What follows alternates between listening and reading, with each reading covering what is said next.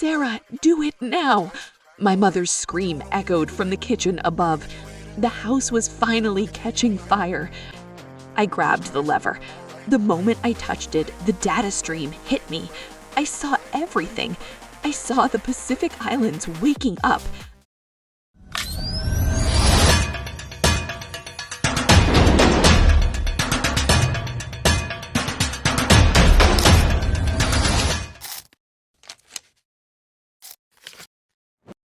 People think being a 911 operator is all adrenaline.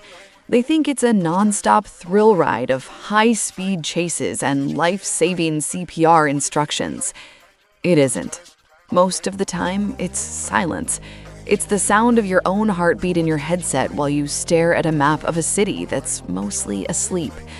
It's the smell of burnt coffee and the blue light of 4 monitors burning your retinas until you see spots in the dark.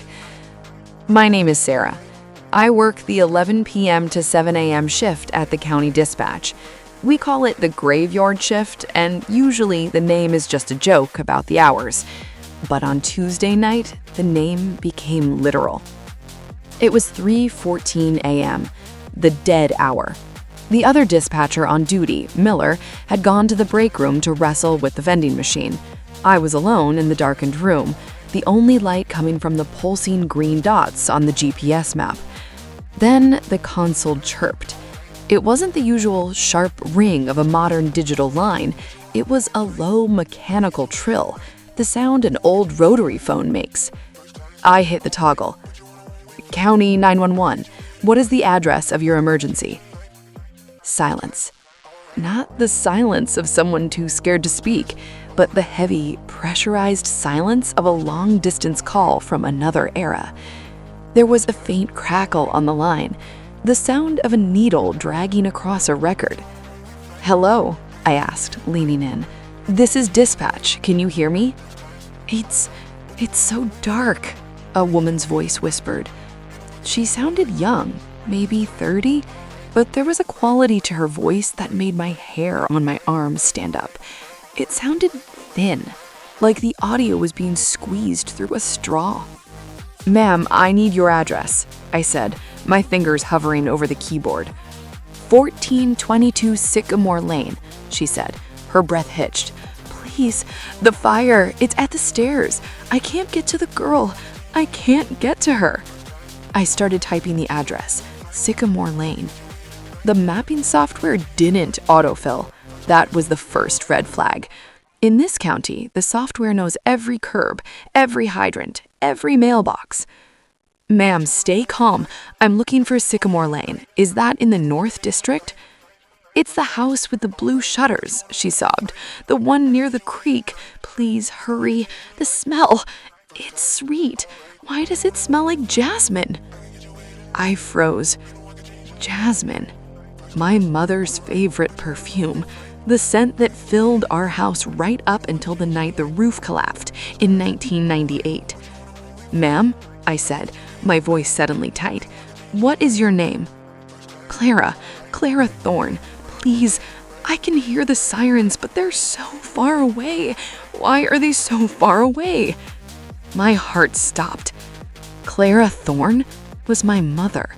She died on June 14, 1998. I was the girl she couldn't get to, except I had been saved. A neighbor had pulled me through the window. My mother had been trapped in the kitchen. "Clara," I whispered, tears blurring my vision. "Clara, listen to me. What year is it?" "What?" she coughed, a wet, rattling sound. It's 1998, June 14th.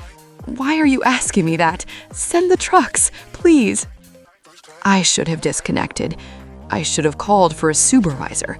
I should have assumed it was a cruel prank, some hacker who had dug up my family history and was using a voice modulator to torture me. But you don't understand the sound of that voice. It wasn't a recording. It was live. I could hear her shifting her weight. I could hear the crackle of burning timber, the specific hungry roar of a house fire. "Clara, listen to my voice. I said, my professional training fighting against the screaming child inside my head. You need to get low, get on the floor. There's a window behind the breakfast nook. Do you remember? The window, it's painted shut. The heat, the glass is glowing. Operator, why do you know about my breakfast nook? I looked at the caller ID on my screen again. Usually it provides a GPS coordinate or a cell tower hit. This time, the origin field was blank, but the line type field, it didn't say mobile or landline. It said analog, legacy trunk 04. Trunk 04 was decommissioned in 2002. It was the old copper wire system that used to run through the valley before the fiber optics were laid. It shouldn't have been able to carry a signal. It was literally a dead wire. Clara, try the back door, I urged. I can't, she choked. The floor is gone. It's just blackness down there. But it's not fire. It's like the basement turned into an ocean. She stopped coughing. The sound of the fire on the other end of the line changed. The roaring slowed down, stretching out until it sounded like the deep, rhythmic thumping of a heart. Thump, thump, thump. Sarah? The woman asked. My blood turned to ice. I hadn't told her my name. Sarah, is that you? You sound so old. Mom? I leaned into the mic, my face inches from the screen. How are you doing this? How are you calling me? I found a phone in the dark, she whispered. The panic was gone. Her voice was now eerily calm, drifting. The fire stopped, but the heat stayed. I've been sitting here in the kitchen for a long time. I was waiting for the line to open. They told me the line only opens when the frequency is right. Who told you? I asked, the noise of a revive on the mouth. The ones in the blackness, the ones who live in the basement now. They said you'd be the one to answer. They said you've been waiting for this call since you were 6 years old. I looked around the dispatch center. The room was different. The shadows in the corner seemed longer, stretching toward my desk. The green dots on the map were no longer icons for police cars. They were moving in patterns, forming the shape of a human eye. Mom, I need you to listen, I said, my voice shaking. I'm going to try to bridge the call. I'm going to call the station in 1998. Maybe I can change it. Maybe I can get them to you faster. No, you can't change the past, Sarah. You can only integrate it. Suddenly, the monitor in front of the mapping software disappeared. In its place, a black and white photo appeared. It was a crime scene photo from June 15, 1998. It showed the charred remains of my childhood home. But something was wrong with the photo. In the middle of the burnt-out kitchen, standing among the ashes, was a woman. She wasn't a corpse. She was standing perfectly still, wearing her favorite blue dress, looking directly into the camera. She was holding a phone. And she was waving. I felt a hand on my shoulder. I nearly jumped out of my skin, ripping the headset from my ears. It was Miller. He was holding a bag of chips, looking at me with concern. Sarah, okay? You're white as a sheet. The call, I gasped, pointing at the screen. Miller, look at the console. I have a live line on trunk 04. Miller frowned, leaning over my shoulder. He looked at the monitor. Sarah, there's nothing there. The console is in ready mode. No incoming calls. No, I was just talking to her. My mother, she called from the fire. She knew my name. Miller put his chips down, his face softening into that look people give you when they think you've finally snapped. Sarah, we've talked about this. The anniversary of the fire is next week. You're exhausted. You're hallucinating. I am not hallucinating. I grabbed the mouse, trying to pull up the call logs. Look at the recording. Every call is recorded. I opened the audio archive and clicked on the most recent file. The playhead began to move, but there was no voice. There was only the sound of a dial-up modem, the screeching digital hiss of a computer trying to talk to another computer across a vast empty distance. But then, as I listened, a pattern emerged in the static. If you listened closely, if you let your brain filter out the white noise, you could hear it. A rhythmic tapping. Tink, tink, tink. It was the code from the deep sea journal, the same sound from the saturation diver's helmet. "It's the code," I whispered. "What code?" Miller asked, stepping back. "The archive code. They're not calls, Miller. They're uploads." I looked back at the monitor. The crime scene photo was still there, but it had changed again. The woman in the blue dress wasn't waving anymore. She was pointing at the bottom of the screen at the current time, 3:33 a.m. "Sarah?" Miller said, his voice trembling now. "Look at your hands." I looked down. My fingernails weren't white. They were turning a dull, matte black. And the skin on my wrists, it wasn't skin anymore. It looked like magnetic tape, thin, brown, and shimmering with 1,000 tiny lines of data. I reached for the headset again. I had to know. I had to hear her one last time. "Sarah, don't!" Miller reached for me, but he was too slow. I put the headset on.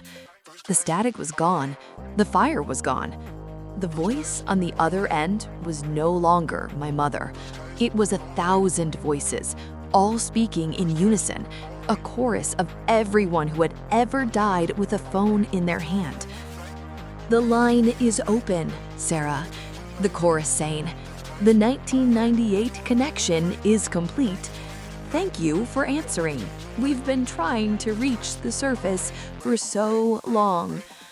And then, the most terrifying sound of all, the sound of my own voice coming from the other side of the line. "County 911, my other self said, her voice bright and professional. "What is the address of your emergency?" I'm at the dispatch center," I whispered into the mic. "Please, the lights are out. The shadows are moving. I think I'm turning into tape." "I'm sorry, ma'am. We don't have a record of a dispatch center at that location. That building was torn down in 1998. I looked up. Miller was gone. The monitors were gone. I was standing in a field of tall grass, under a purple, bruised sky. In the distance, I could see the charred remains of a house with blue shutters. I looked down at the phone in my hand.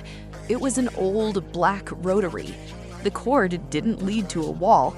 It led down into the black, wet soil of the basement. "Mom?" I asked. A hand reached out of the grass.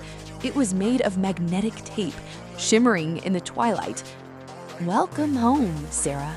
You finally finished the shift." I walked toward the house. Every step felt like wading through heavy water. The grass didn't crunch. It crackled, sounding like the white noise between radio stations. The closer I got to the porch, the more my vision began to strobe. I'd see the house as it was in 1998, blue shutters, flower boxes, my bike on the lawn, and then a flash of it as a blackened skeleton. 1998, the smell of jasmine and pot roast. 2026, the smell of ozone and wet ash. I stepped onto the porch. The door was slightly ajar. "Mom," I called out. My voice didn't echo. It sounded flat, like it had been recorded on a low-quality cassette and played back through a pillow. I pushed the door open. The interior was a kaleidoscope of my childhood. The wallpaper was exactly as I remembered it, pale yellow with tiny daisies. But the daisies were moving. They were rotating like cooling fans on a server rack. I walked into the kitchen. My mother was there. She was standing at the stove, her back to me. She was wearing that blue dress, the one she was buried in. She was humming a song I hadn't heard in 3 decades. "Mom, we have to go," I said, my voice breaking. "The fire! It's going to start. We have to get out of here before the line closes." She didn't turn around. "The fire didn't start in the stove, Sarah. That's just the story the fire marshal told you so you could sleep that night." "What do you mean?" She finally turned. Her face was a terrifying mosaic. One half was the beautiful young mother I remembered. The other half was a jagged landscape of melted plastic and exposed copper wire. Her left eye was a camera lens, whirring as it focused on me. "The fire was a decompression," she said. Her voice was a perfect mimicry of my own 911 operator tone. "The 1998 connection couldn't hold the weight of the future. A leak formed in the basement. A data stream from 28 years away poured into this house. And reality just couldn't handle the heat." She pointed to the floor. The linoleum tiles were peeling back, not from heat, but from a pressure coming from below. "You didn't answer a call from the past, Sarah. You answered a call from the source. The archive is full, and it's starting to spill over." I went to the basement door. I remembered this door. It was the one place I was never allowed to go as a kid. Mom used to say the boogeyman lived down there. She wasn't lying. She just didn't tell me the boogeyman was made of ones and zeros. I opened the door. There were no stairs. There was only a vertical shaft that dropped down into an infinite sea of black magnetic tape. Millions of miles of it swirling in a slow oceanic current. And standing in the middle of that sea, on a platform made of old 911 consoles, were the integrated ones. They looked human, but they were integrated. Their bodies were fused with the technology of the eras they had been taken from. A soldier from the Pacific with a radar dish as their head. A deep-sea diver whose suit was made of living coral and fiber optic cables. They were the operators of the void. "Sarah Thorne," one of them said. It was the diver. His voice sounded like it was coming from the bottom of a well. "You finally arrived for your shift. The 1998 leak has been active for too long. It's draining the bandwidth of the present." "I don't know what you're talking about," I screamed. "I'm a dispatcher. I help people." "And what is an operator?" the soldier asked, his voice crackling with radio static. "If not a bridge between the living and the dead. Every time you answer the phone, you are reaching into the void. You are the filter, but the filter is clogged." They pointed to the center of the tape ocean. There, suspended by violet wires, was a giant mechanical heart. It was the size of a car, and it was made of every phone, every radio, and every computer ever lost to history. It was the master switch. "The switch is stuck on the 1998 frequency," the diver explained. "It's looping. That's why your mother is trapped. That's why you've felt like a ghost your whole life. You've been living in a signal loop." "How do I stop it?" my mother's voice said from behind me. I turned. She was standing at the edge of the abyss. She looked tired. The glitch was taking over more of her body. "If you flip the switch, the loop breaks," she said. "The house stays burnt, I stay gone, and you go back to a world where I'm just a memory, not a voice on the line."